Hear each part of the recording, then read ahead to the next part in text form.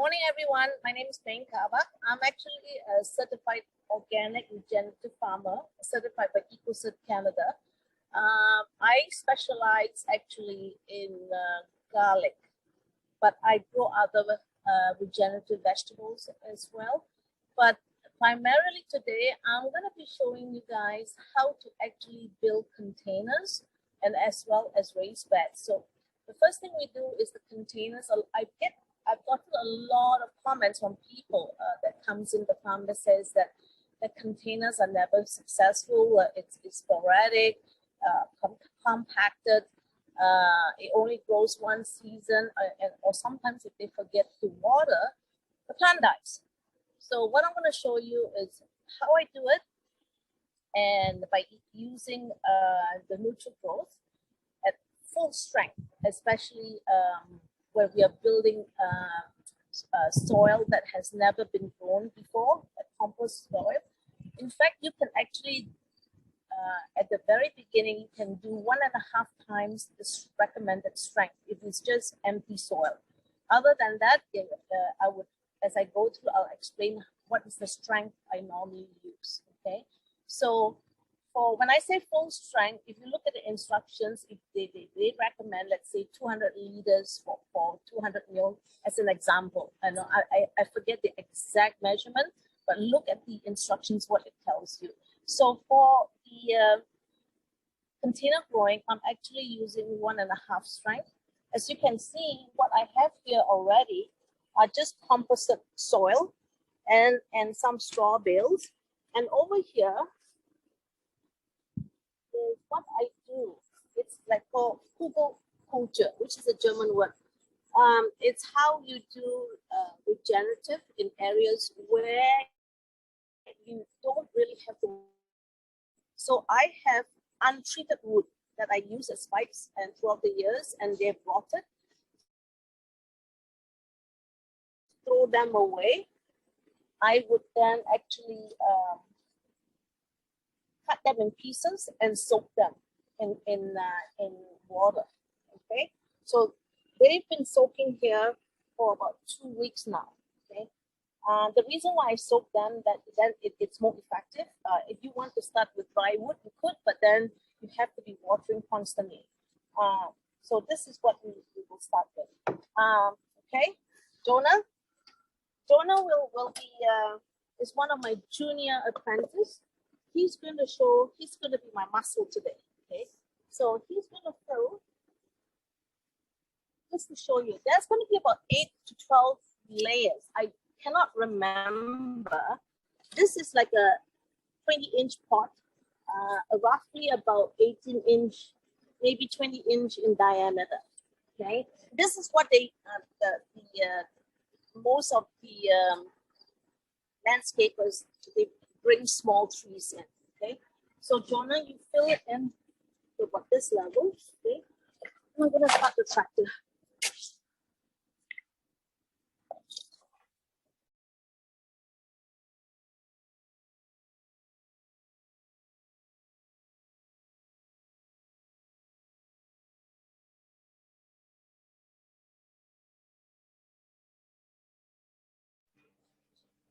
So you're going to hear some noise, and the noise is from the tractor, which is attached to the pump.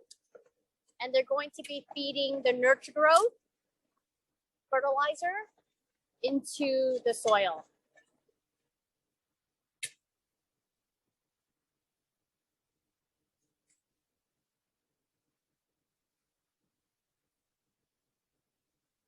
So this is what I use inside the backpack sprayer.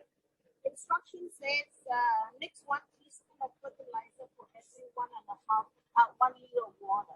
So I've got actually that's 160 liter backpack sprayer. So I actually have more than 100. One teaspoon is roughly 5 mil. So I actually put in 800 mil. I think usually you only require 750, but I put a little bit extra. And you can do this because there's nothing growing in it. Yeah, because this is virgin soil, meaning nothing has grown. So what I do then is I literally soak this layer thoroughly. If you see any dead plants or anything in it, it's okay because it will break down. So that's what regenerative is all about. You do not throw away any plants. You recompost them, and it becomes part of the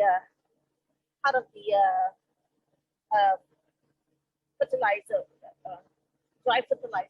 Call it. Jonah, don't go away. Can you please stay here? No. Now it's the straw.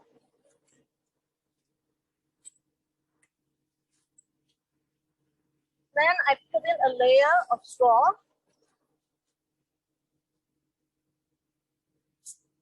Which is at least about a good 1.5 inch thick, one more layer. How long will it take for the straw to decompose with 6 months. 6 months? Okay. No, another layer. And with the nurture growth, what it does is that it helps to break down the straw faster. It introduces the microbes, that's natural microbes in there already, right? So what it does is then, because right now there's no microbes at all, nothing at all.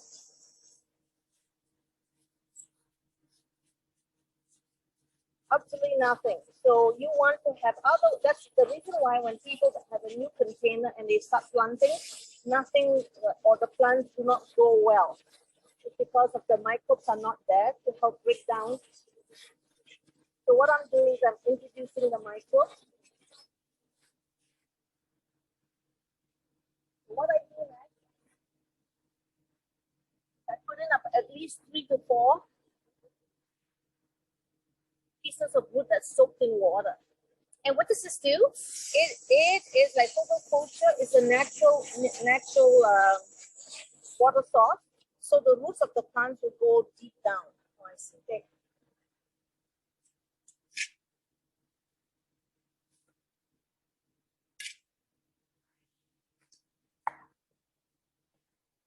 Spread it this way.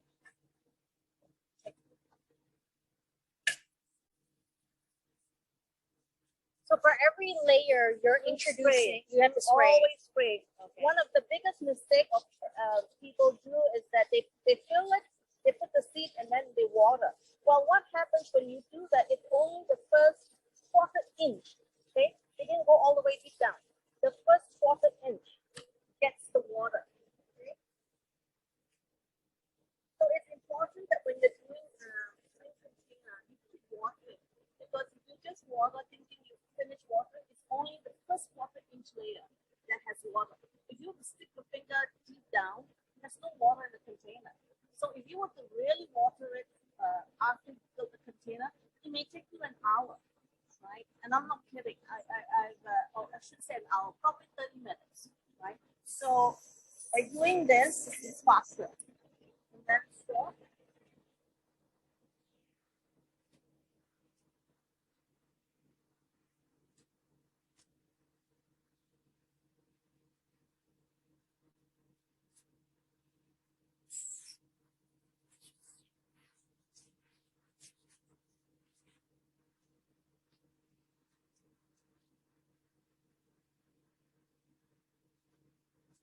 so the straw will break down very quickly because it also acts like a sauce.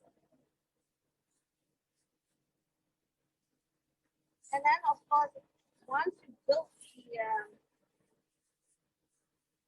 this, every year, all you have to do is top it off with a layer of straw and a layer of compost. So everything will keep moving all the way down.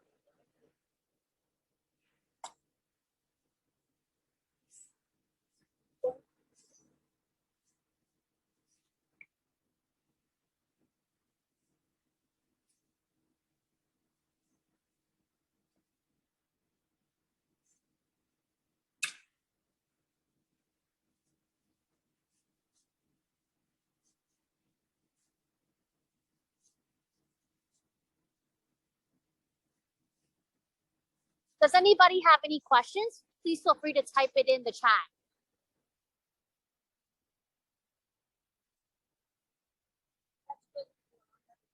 Oh, we have people from Philadelphia as well.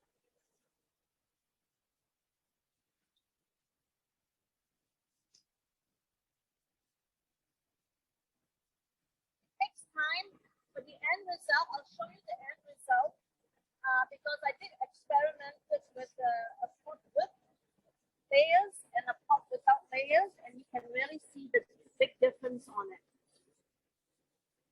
Was this what you tested last year? This year, oh, this year. So this was an experiment this year, and now you're applying it, the lessons learned for next year. So another layer of soil. Yep.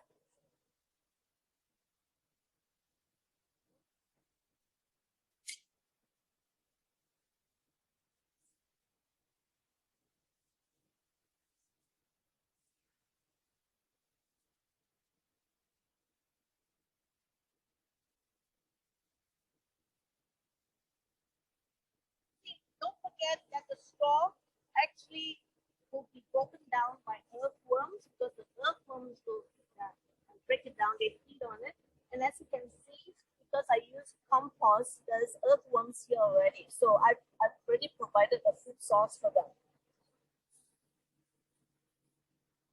So this is dirt that you would have had naturally in the garden or in the back. Okay. Yeah. I have a pile of compost that from weeds that I yanked up and they rot down and all that. And this is why you see roots and everything. Okay?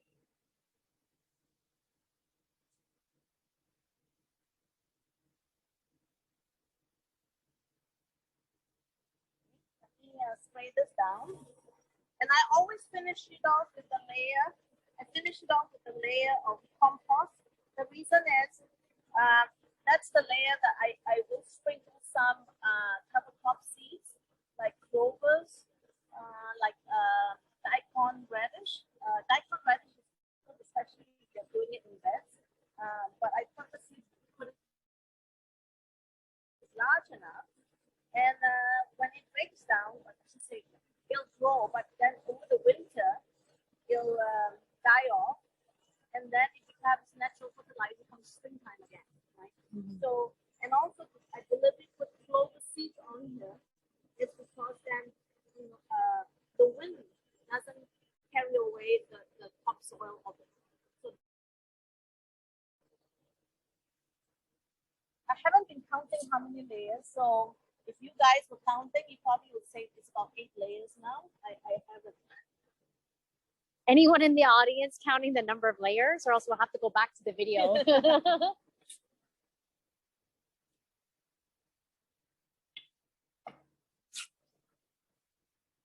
And I'm not afraid to fill it to the top because in a couple of days, the soil will actually settle down. Now, what I want to show you, you can see carefully here. You see the white spots? Yes. Those are the mycorrhizal, which tells you, like, look at this here. These are mycorrhizals. Where do they get them from? Is it It's natural? soil. It's natural. So you want them in the soil. It means your soil is very healthy. Okay, it's a natural fungi, and you want that.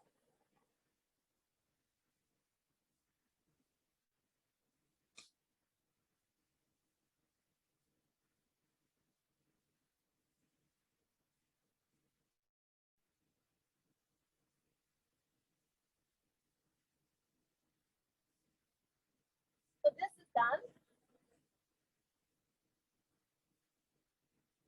Now I'm gonna ask actually Lee, as person as proof. Try to lift it so you can see now the difference in weight. Oh, I don't know. No, don't hurt yourself. Just to see how it's heavy, right? It's heavy, yeah. Okay, that means whereas compared to the rest, it's because it's dry. Yeah. You can lift it. Yeah. Now it shows you that actually the water actually has gone all the way down. And then of course I will see this later on. Now, if you want to follow me, I'll show you what happens. Can you turn that off? Yeah, can you turn it off? So what are we looking at here, Meng?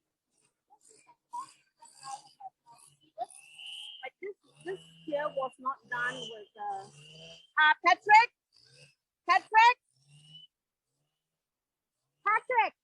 He's got his earmuffs on, that's why. Okay. This is a farm. This is a farm, so there's going to be noise. Okay. 5 minutes. 5 minutes. Okay. So what happens here is this pot was built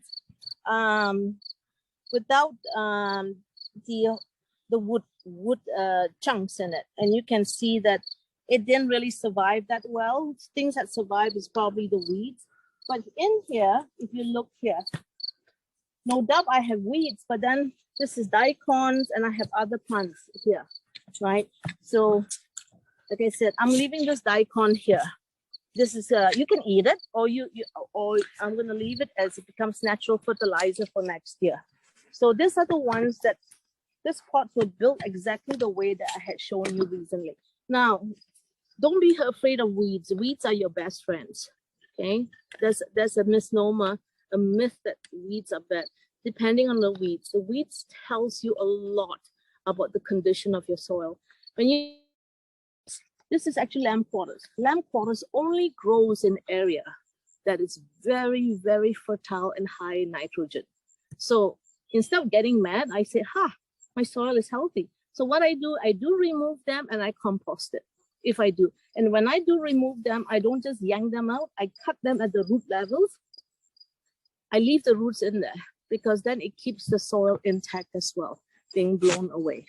And some people say it will grow back, but this particular annual weeds, they won't grow back once you remove it, right?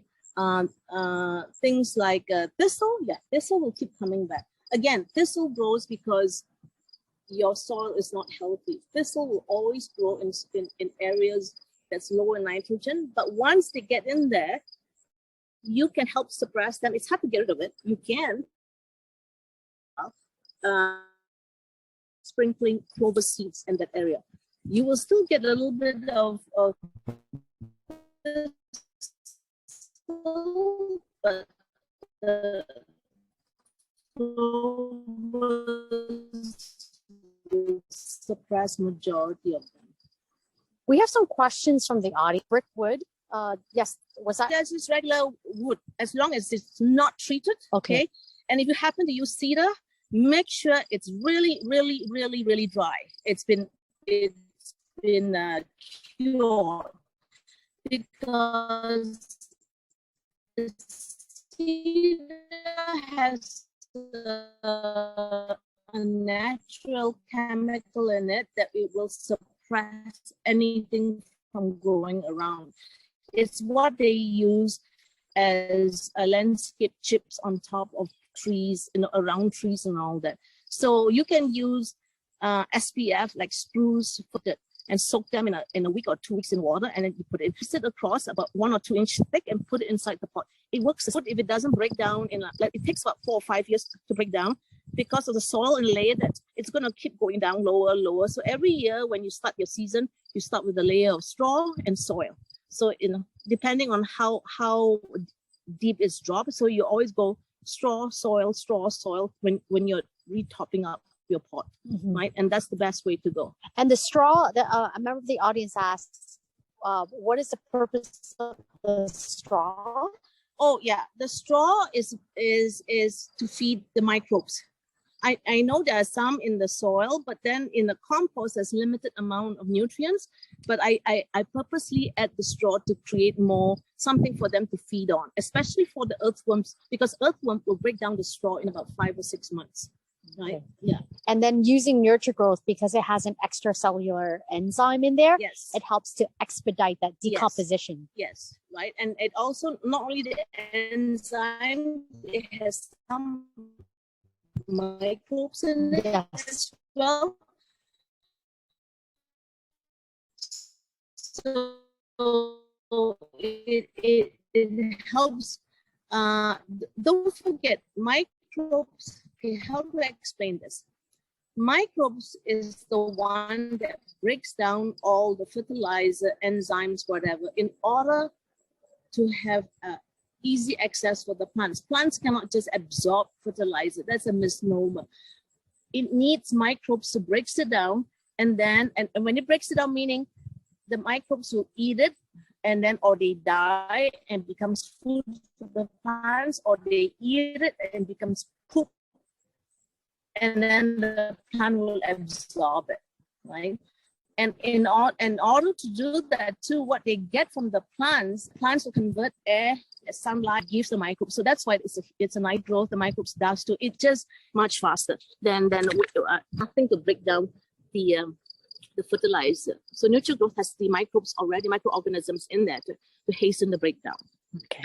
So what else did you want to show us here? That's it for now. Okay. The next one, I'm going to show how to plant the garlic in raised beds. Okay. So we're going to follow Meng to the raised bed. Jonah, can you get me the bag of the container of garlic that I cracked, okay? And the Japanese hole. One of the common questions that I often get from farmers is that, do you soak your garlic seeds with NutriGrowth? No, that's what I'm going to show you. Okay. You don't have to. Okay. Okay. Let me go grab something. Okay. I realize that the bandwidth is a little bit low. We are out on a farm where reception is limited. So I apologize in advance for the low quality. Let's see if I can try to improve it when I turn this into a YouTube video. Any questions so far?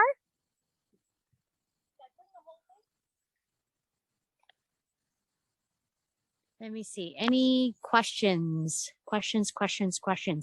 I'm curious to see how many are master gardeners versus professional garlic growers in the audience. Okay, Meng is back. So, hold on. We have to come closer to you. Okay. So I want to show my beds are usually full of different kinds of plants. You want to call it weeds, whatever. It doesn't matter, right? So what I do is I take a weed whacker, like my nephew just did. He just weed whacked everyone down to the roots level. And this is what you see, okay? Here, this soil has not been treated with NutriGrowth.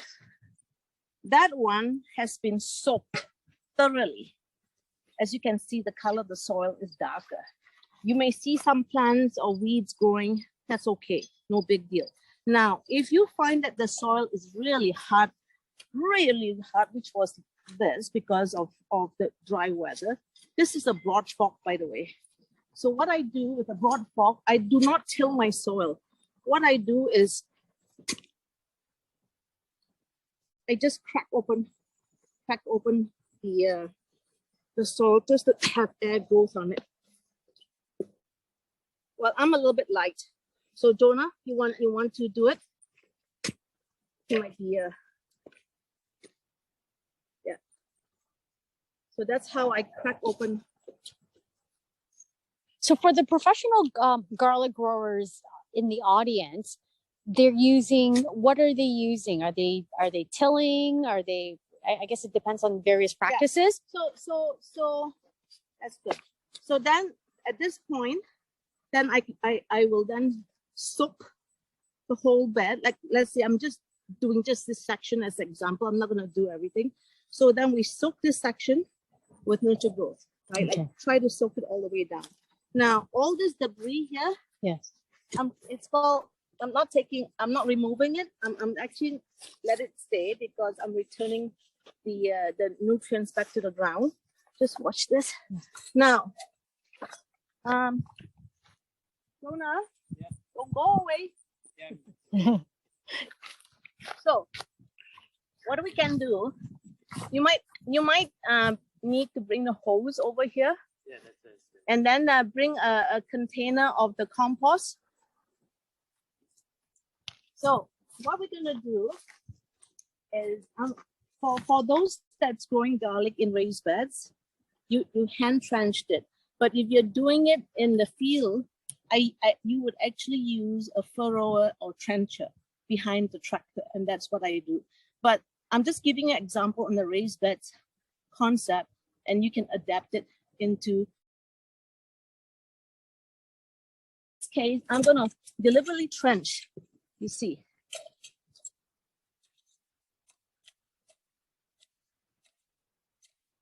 Okay, now I'm gonna trench the other side as well because I'm planning to do 2 rows. Okay. So what is the rule of thumb of how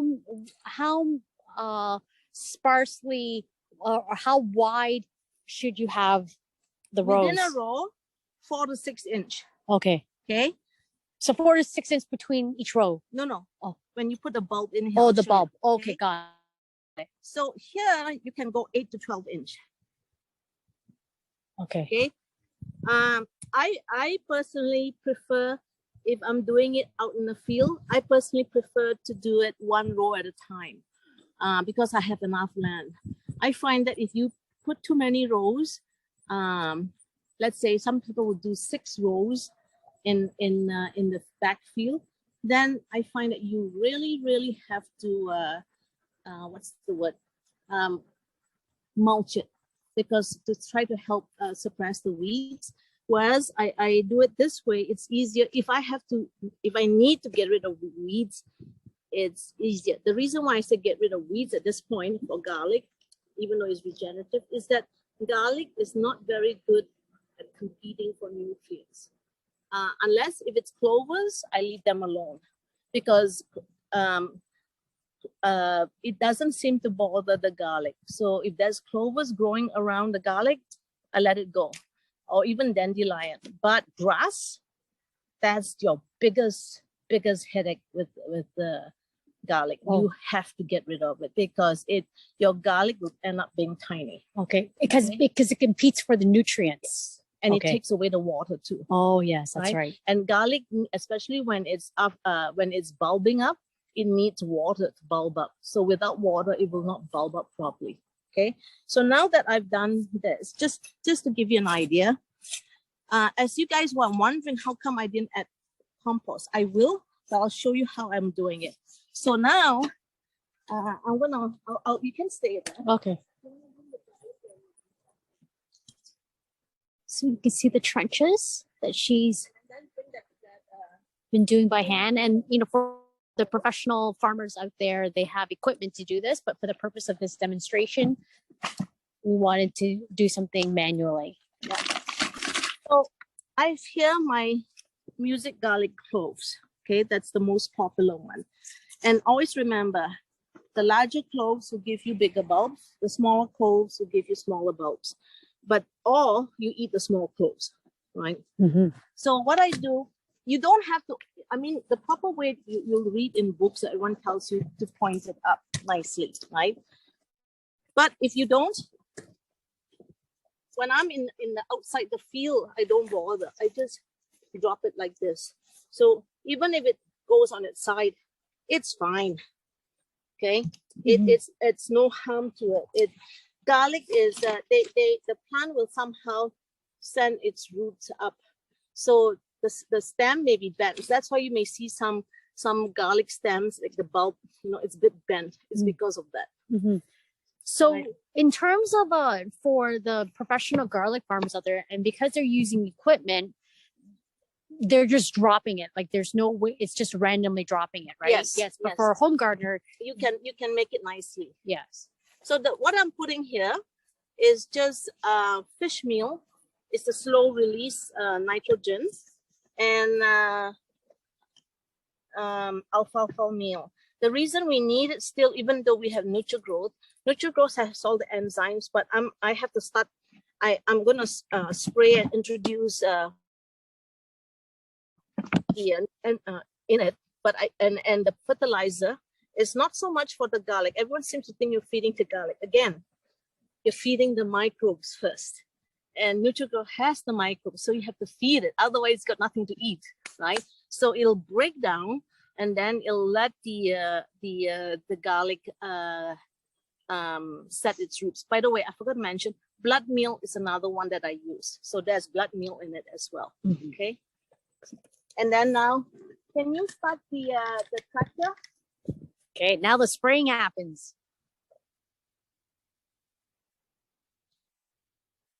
Yeah, Gloria says, yeah, feed the microbes. We use blood meal. Yes. With nurture growth, we have the microbes, and it depends on if there's already food in the soil that our microbes can feed off of.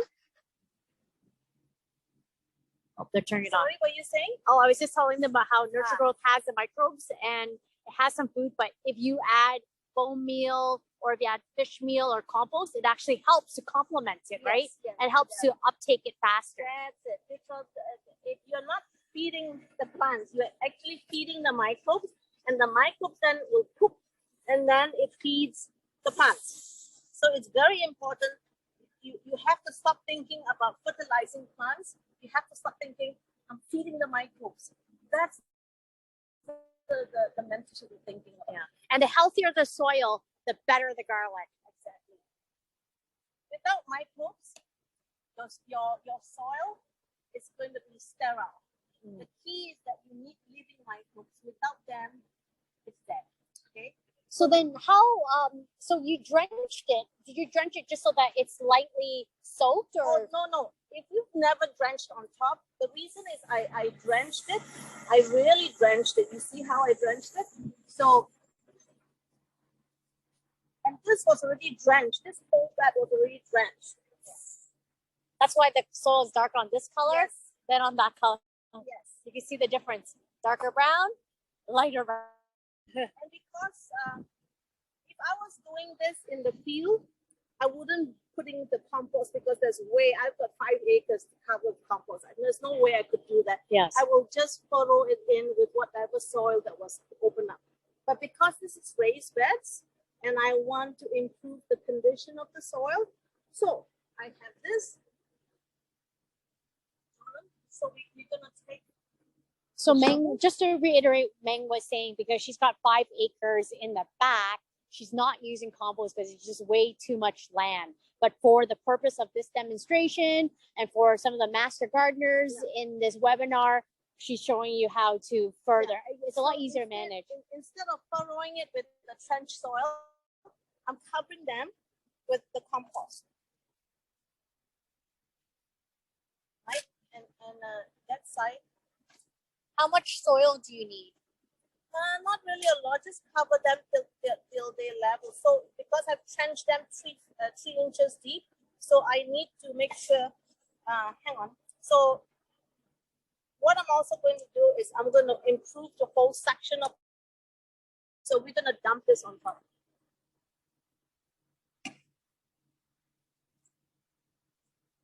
Not here, over there.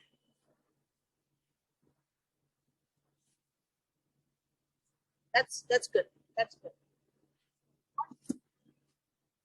Another common question that I often get asked by farmers is that why are we fertilizing the garlic in this season? Because they're afraid that it's going to promote growth. No. Garlic needs to establish the roots and before the winter. It's the key. People don't understand. It needs the winter, okay, to trigger that it has to grow.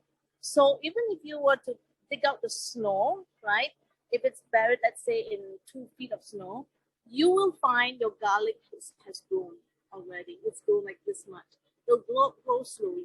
So it's very important that you really want your garlic to establish its roots, right, in the fall. When it's about 3 to 4 inches, okay, the garlic will be small. Keep in mind, the earlier it establishes its roots, it's better. Now, you want it to be a deep in a certain depth. The reason is that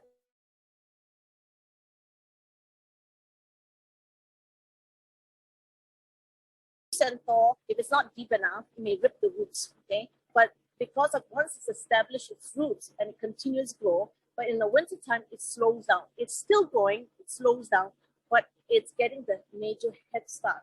So without it growing, that's why some garlic is small when you harvest, even though you swear you put in the biggest clove, because it didn't get a head start of growing, okay? So it's important to get a head start of growing. Now, another tip you need to know, if you by chance you happen to plant your garlic in an area that's flooded, okay? I know that some people were freaking out and panicking. Garlic is pretty hardy. As long as the flood is within 30 days, it will grow back. But then if anything more than 30 days underwater, you can say goodbye to it. So if you know the flood area is only good for 1 or 2 weeks, no fear. It may be late in coming back, but your garlic hasn't died. Okay? So, and then once I've done this, what I'm going to do now is I'm going to then spray.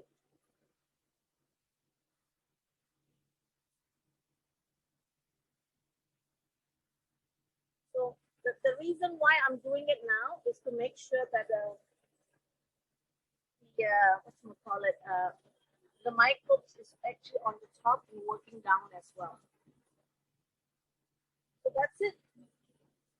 That's how I would do garlic planting in a raised bed. Okay. And then you just transfer this knowledge to the field for the professional. Yeah. Okay. So I'm going to see if there are any other questions. Yeah, winter over. Feed the soil. Perfect bet. Ramp it up. Okay. Yeah. So for members of the audience, do you have any questions for Meng? And if you can put it in the chat group, we will leave the next 10, 15 minutes for questions. For questions. And if there's no question, yeah, you're going to turn it off. Yeah, she's just going to go turn off the pump. Okay.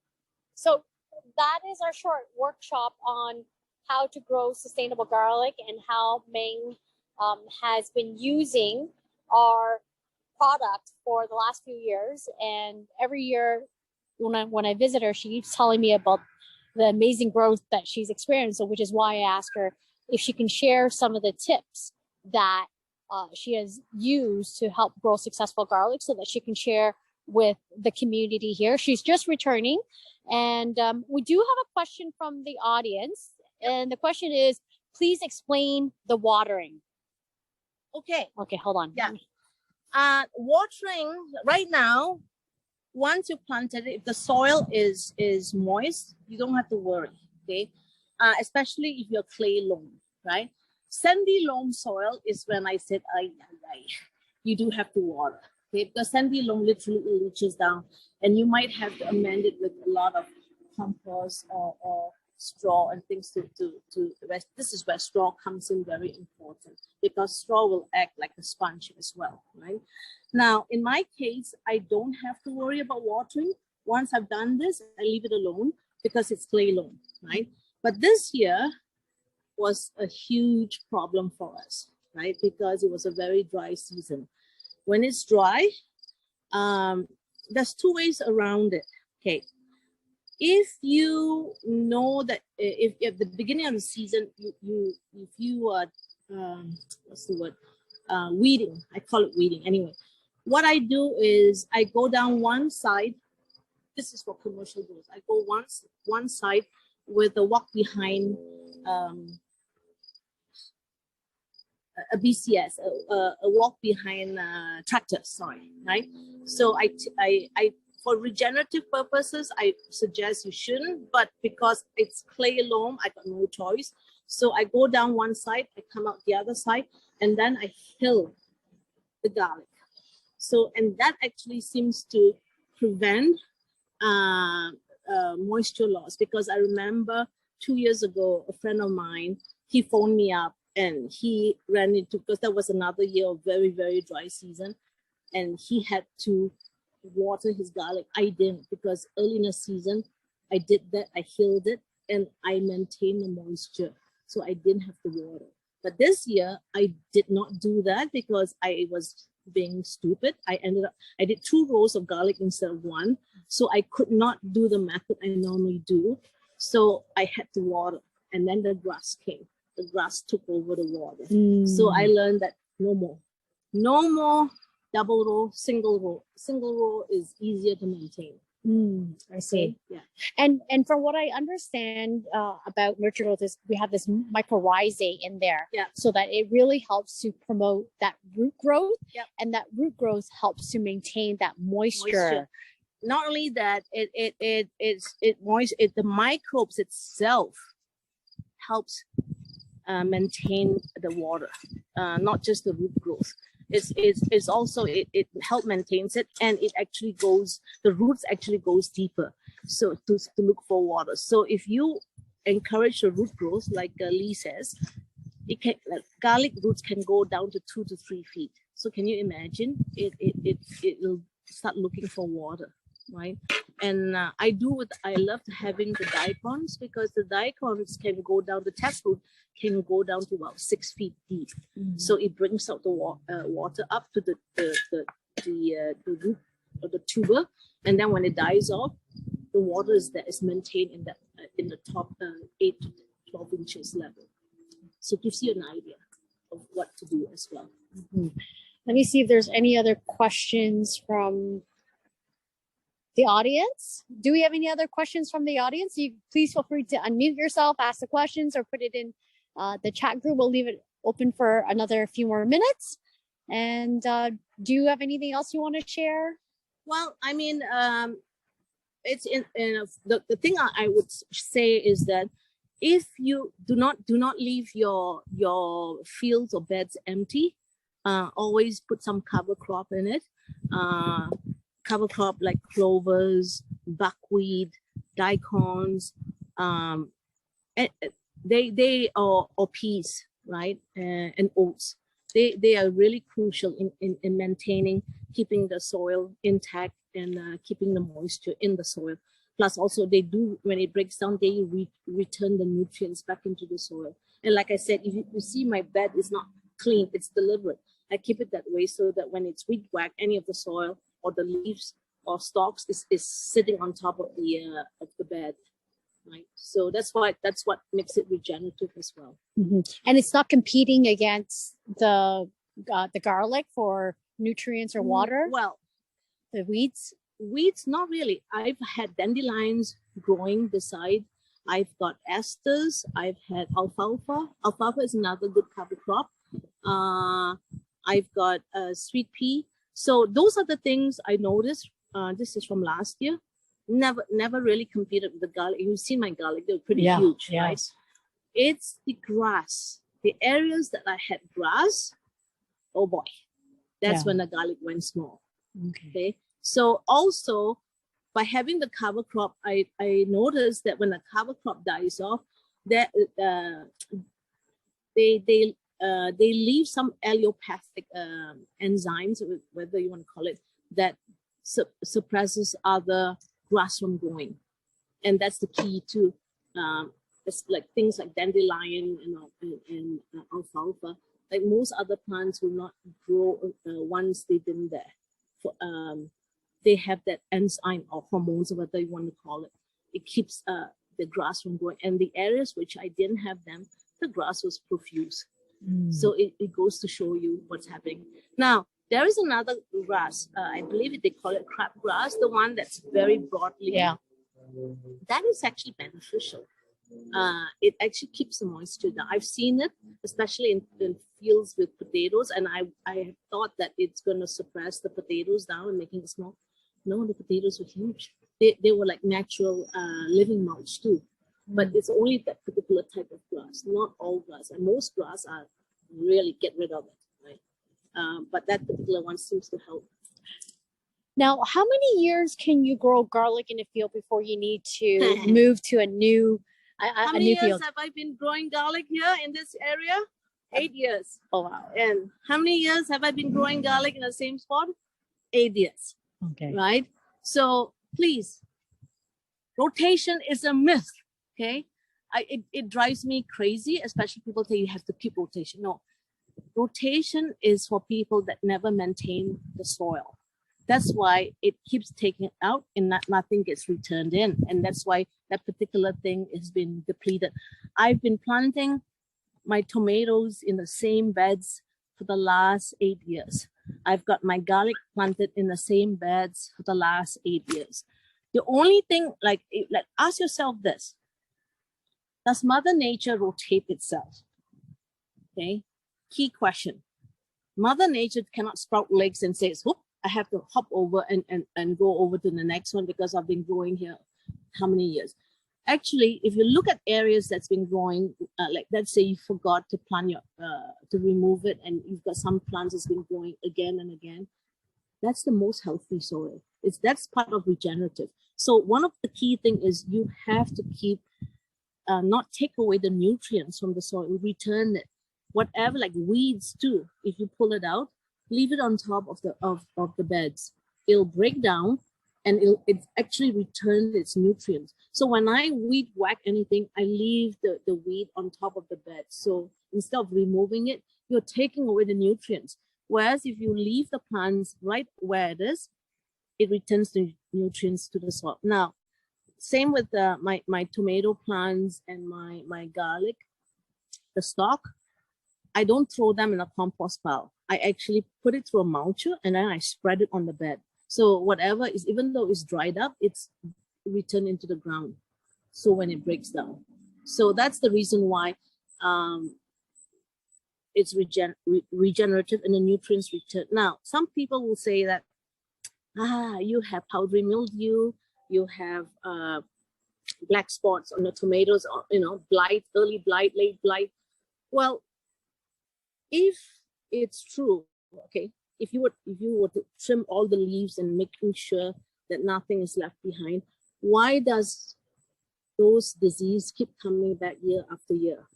That means you never removed it. It's there in nature. There's nothing you can do. So it's just that nature will actually break it down, right? So don't kill yourself. I always tell people, work smart, don't kill yourself, right? Think in the microorganisms way. And that's why I'm a big proponent in using Nurture Growth, because it has all these things that it breaks down and you will really see the results, right? But you have to use it correctly and use it well with what you're doing, and not try to take the nutrients away. But if you keep removing the plants out and removing the weeds and you don't add anything to the soil, that's why you have to keep bringing in compost and putting in more fertilizer, and eventually by adding in all those chemical fertilizers, you're gonna shift the natural pH, okay? Especially those chemical nitrogen, it becomes nitrates and all that. I believe in using the natural stuff, right? And feed the microbes. I always say, keep in mind, feed your microbes. That's the key. If you feed your microbes, they'll keep your soil healthy, and that's the key. Healthy soil, healthy plants. Okay. Gloria has a question. So Gloria, do you want to unmute and ask the question? Yes, please. Good morning here from California. Question, your daikon radish, do you ever, is that your cover crop so that you can loosen your soil, so that your garlic will have a better opportunity for the root structure? Can you explain some of that to us? Yes, Thank you. The daikon has two purposes, okay? In the commercial world calls it silage daikon, but actually it's edible, okay? So I will harvest some to make into kimchi daikon, or one of my dogs love raw daikon. He'll be following me down the field and chomping on them. I'm not kidding you, right? But the purpose of it is because I'm clay loam, and most clay loam, if it's not been cared for, because this used to be a soybean farm, so the soil is depleted. So what happens is, what the daikon does is, because it can have a tap root that can go very, very deep as 6 feet. So it'll bring up nutrients from 6 feet up into the main tuber. And if I leave the tuber there over the winter, they will die off. And then they create pockets, empty pockets. So number one, the tuber will become like sponge, okay, when it come the spring season. So it has water in there. It has all the nutrients in there. The garlic is feed on it. That's the water. The water is from the rain or the snow will be in that tuber. And meantime, it had gone all the way down 6 feet to pull up all the nutrients that's under the ground that no plants have ever been able to reach, and it brings it up to where the tuber is, and everyone's enjoying it. So that's one of the purpose. That's why I leave the daikon in the soil over the winter to let it rot, and then the garlic will benefit from it as well. Do you plant it in your backfield? Hey, you want to take a look? Okay. So do you plant it in the backfield as well? Yeah. Sure. Okay, so we're gonna go take a walk to the back. Thank you very much for that.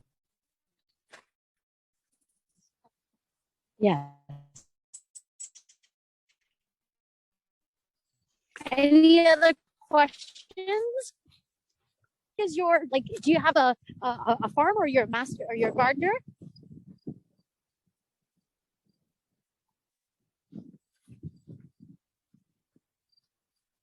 Oops. Oh, there's your apple trees. Yep. And it's deliberate. It's all underneath. I keep it deliberate like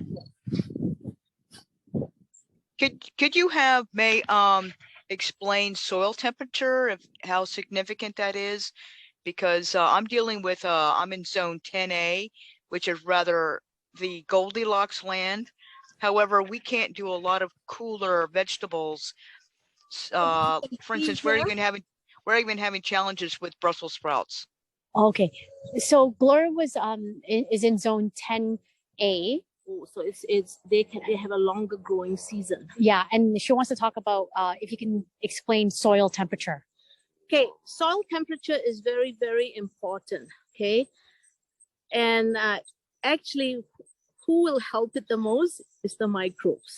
Okay, without microbes, that's the soil because the microbes will make the soil spongy, a lot of breakdown and all that. And without them, your soil temperature will go crazy. Now, there is a certain soil temperature that you need.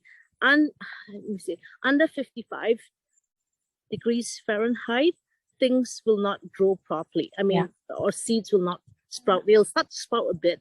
So the ideal zone is above 55, all the way to about 76 or 78. If you hit 85, things will stop fruiting, or the flowers will drop and all that. Actually, 85 is still, if they've been established, they are fine. I'm just saying that there's a certain range in the root temperature.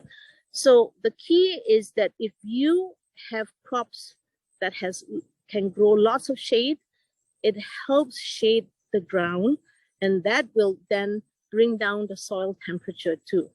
So that's one of the key things. As you can see, not meaning to change quickly, but you can see this is all my daikon, as you can see. Okay. And is this where the garlic was? This is where the garlic was, and I'm going to be planting garlic in a few weeks. Okay. Right? So what happens is this, I will then trench in the middle and plant the garlic. Right? And you see over here, so my cover crops here is daikon and buckwheat. You can see all this here now. Mm-hmm. You can see the light green, these are all the daikon. Yeah. See what I mean? So this is how I'm going to be doing it. This may be weeds, but this is a family of the amaranth. So I'm not too worried about it. I'll deal with it. And you see this is some of the daikons have gone to seed. So that's fine. And you can see it's very healthy. And all here is all covered in clovers. So I have 3 types of clovers in between the rows, right? Okay. And I deliberately keep it that way too, that when I drive the tractor, especially in a wet, rainy day, whatever, I will not sink. The tractor will not sink. Mm-hmm. And there's no pulling in this field at all, right? First year I was here, for the first 3 years, before this place was like this, we couldn't walk here in after a rainy day. It's a mud field, right? Yeah, it's very different now. Yeah. Right? Well, Meng, thank you so much. We're hitting time right now. Yeah. I know that we've only scheduled an hour for the audience. So if anyone has any questions, I'm going to be sending out a link to this video so that you can share, you can rewatch. And if you have any questions, please feel free to email it to us, and then we'll make sure that those questions get answered to you. But thank you so much for your time today on a Saturday morning, especially out in California. It's quite early. Meng, thank you so much for being so supportive and you know, sharing your experience of growing this regenerative garlic. I know that every year I come back and just so impressed with how you do it. So thank you so much for sharing your time. Thank you for coming. Thank you. Okay, bye now.